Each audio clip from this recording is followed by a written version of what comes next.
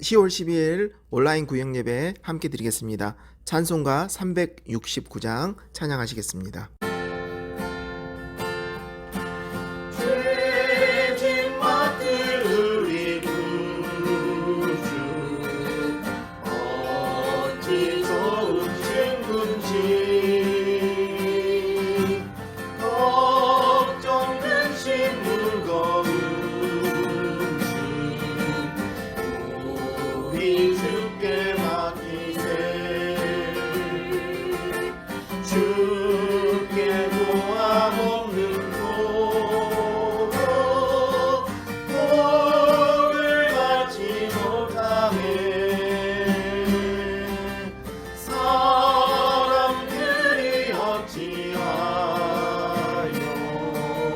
아벨 주를 모를까.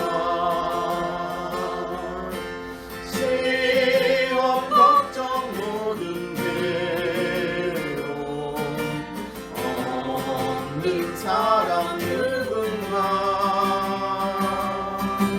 부디 없이 낙심 말고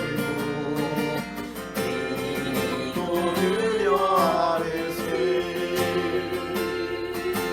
이런 진실하신 친구 찾아올 수 있을까. 우리 약함하시오니 어찌하리야 될까. 네, 오늘 우리에게 주시는 하나님의 말씀은 에베소서 4장 4절에서 6절입니다. 몸이 하나요 성령도 한 분이시니 이와 같이 너희가 부르심의 한 소망 안에서 부르심을 받았느니라. 주도 한 분이시요 믿음도 하나요 세례도 하나요 하나님도 한 분이시니 곧 만유의 아버지이시라. 만유 위에 계시고 만유를 통일하시고 만유 가운데 계시도다. 아멘. 오늘은 주님이 원하시는 공동체라는 제목으로 함께 말씀을 나누고자 합니다. 하나님께서는 우리 모두를 주님의 자녀로 부르시고 또 교회를 섬기게 하셨습니다.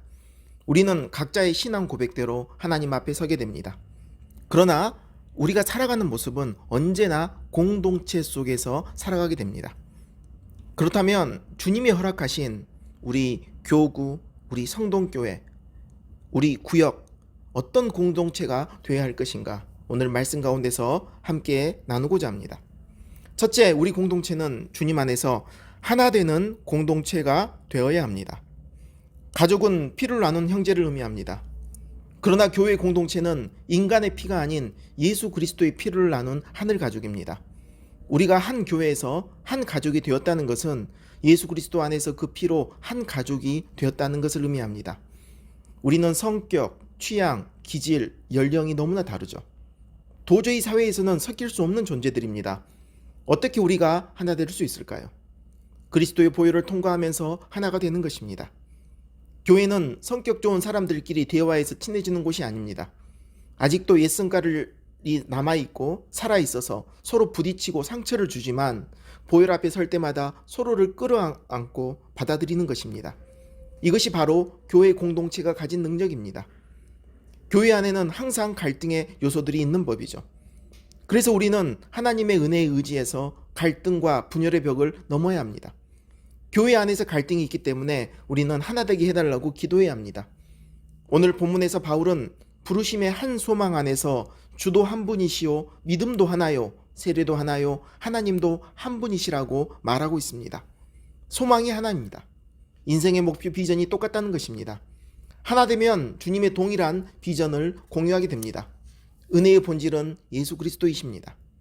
우리는 서로를 비난하고 무시할 것이 아니라 서로를 축복하고 서로를 향해서 한량없는 은혜로서 함께 기도해 주어야 합니다.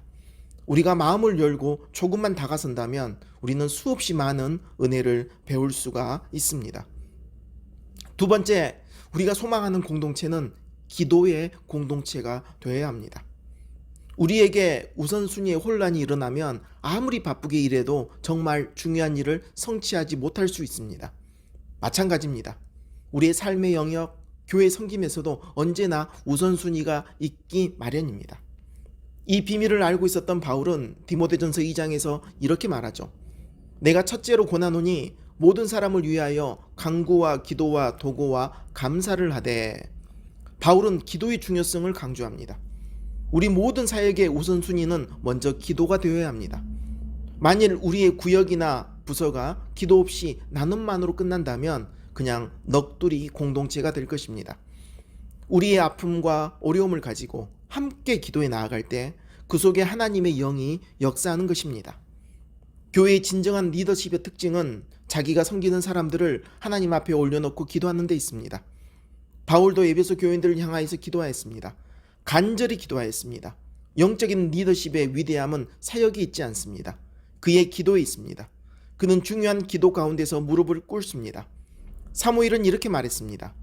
나는 너희를 위하여 기도하기를 쉬는 죄를 여호와 앞에 결단코 범하지 아니하고. 지도자가 되기를 간구하기 전에 기도할 수 있는 준비가 되어 있는가를 스스로에게 물어야 합니다. 위대한 사람은 지도자의 위대한 기도를 통해서 탄생되는 것입니다.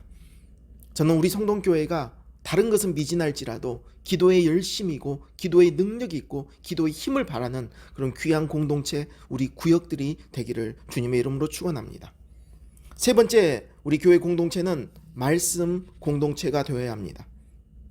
우리가 말씀 공동체가 되어야 되는 이유는 하나님 그분이 말씀하시는 분이시기 때문입니다. 우리는 우리 믿음의 조상 아브라함을 잘 압니다. 아브라함은 하나님의 음성을 듣고 그 음성에 순종합니다. 믿음은 한순간 한순간 하나님을 바라보며 그분의 음성을 듣고 나아가는 것이죠. 아무것도 안 보여요. 안개가 뿌옇지만 선하신 하나님을 의지해서 매일매일 한 걸음씩 나아가는 것입니다. 이것이 믿음의 삶입니다. 우리가 진짜 믿음이 있다면 우리가 오늘 하루를 충실하게 살아가는 것입니다. 믿음과 반대되는 개념이 이성입니다. 만질 수 없는 그분을, 이해할 수 없는 그분을 어떻게 내가 믿고 따라갈 것인가. 그래서 이성으로 나아가려는 사람은 자꾸 넘어지는 것입니다. 우리의 상식을 가지고, 지식을 가지고, 합리적인 생각을 가지고 하나님을 보려고 하면 보이지가 않습니다. 왜냐하면 하나님은 우리의 이성을 뛰어넘는 절대자이시기 때문입니다. 여러분, 하나님은 믿음으로만 만나는 것입니다. 오직 하나님의 주권과 은혜 아래 그분께 나아가야 합니다. 그래서 믿음으로 우리는 하나님을 만나면, 믿고 나면 우리의 이성으로 그분을 확인하게 되는 거죠. 사랑하는 성도 여러분, 믿음으로 사십시오. 믿음으로 하나님을 따라가십시오. 우리 공동체가 하나님의 말씀을 따라갈 때 그 속에서 믿음의 역사가 일어납니다. 우리 공동체가 말씀을 따라가는 믿음의 공동체가 되어야 하는 것입니다. 우리는 아브라함과 같이 갔던 롯을 주목하게 됩니다. 끝내 롯은 실패해요. 왜요? 아브라함은 여호와의 말씀을 쫓아갔고 롯은 사람을 쫓아갔기 때문입니다. 우리는 가끔씩 위대한 믿음의 사람을 쫓아가면서 나는 하나님을 쫓아간다고 착각할 때가 있습니다. 그러나 그분의 말씀을 쫓아가십시오. 사람 따라다니면 망합니다. 실망합니다. 여러분, 예수님 따라다니십시오. 믿음이라는 것은 예수 잘 믿는 사람 따라가는 것이 아니고 예수님을 따라가는 것입니다. 위대한 사람 옆에 있다고 내가 위대해지지 않습니다. 배부른 사람 옆에 있다고 내가 배부르지 않습니다. 믿음은 하나님의 말씀을 믿고 그 말씀이 내 안에 들어와서 내가 순종하며 나아가는 것, 하나님의 말씀을 따라가는 것, 이것이 믿음입니다. 이제 말씀을 마치려고 합니다. 주님이 세우신 우리 공동체는 어떤 공동체가 되어야 할까요? 첫 번째, 하나님 안에서 그리스도의 피로 하나 되는 공동체가 되기를 바랍니다.